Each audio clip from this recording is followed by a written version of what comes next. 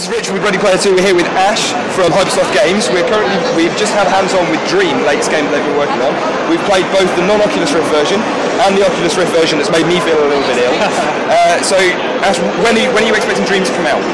Well, right now it's on early access, so you can buy it for PC. The Mac build's coming in a few months, the Rift edition's coming in a few months as well, and we're working on the next big update, which is due in October. But the final release for it is Q4 2014. Okay, so it's still quite a lot of work that you're planning on. Quite a lot of work, yeah. We've been working on it for a year so far, but we've also been going to business school, building our business, and now we've been published. So we've hired a fourth member, we've got a small office, and now work's like progressing, so we've got about another year left. So nearly there.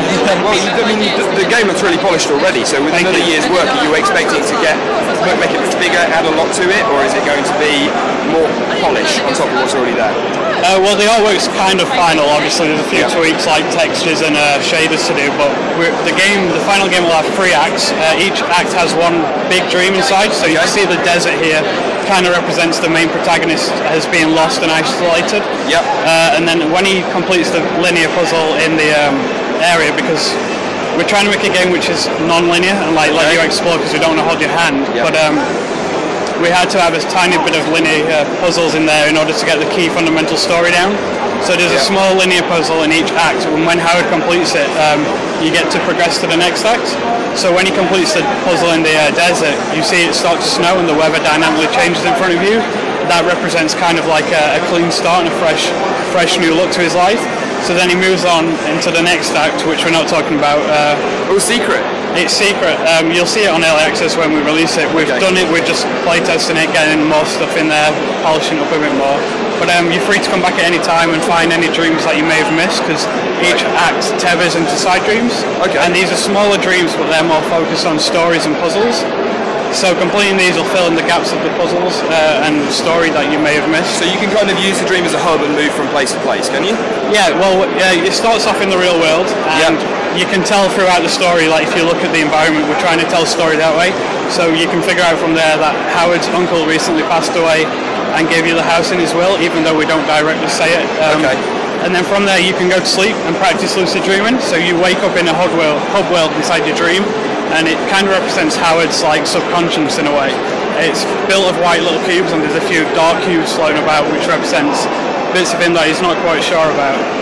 So as you progress, all these dark cubes will turn into white cubes. And the great thing is, like, in the main puzzle, when you find like side little puzzles, when you like complete them, they kind of like link back to Howard's past. So he'll be like, oh, I remember when this happened, and it kind of, you see him forming an archway inside the game, like from his mind, which leads to one of those hidden side dreams. So you're expanding the storyline by playing the game, and people pick this story up as they're going? Yeah, well, we've got 5 different endings, and depending on how much you explore and how many puzzles you complete, you're going to get one of the better outcomes.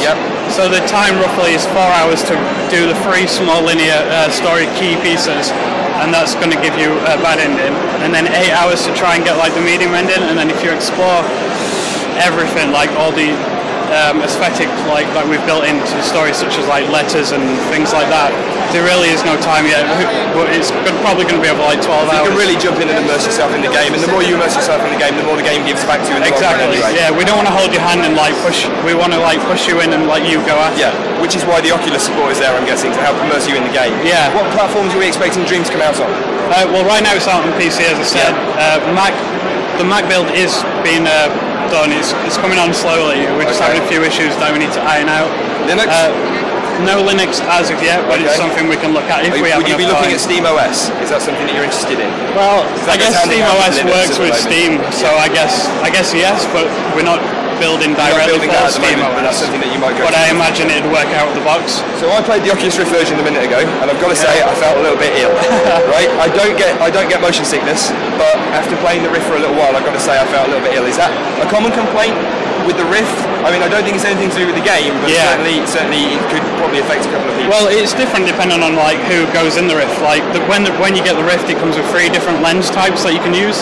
So we've just gone for the medium here because like people have glasses, people don't. So we just decided the average one would be best. But you can swap the lenses and get one that's right for you, and then you can also calibrate it for your height, so you feel a bit more like you're actually there.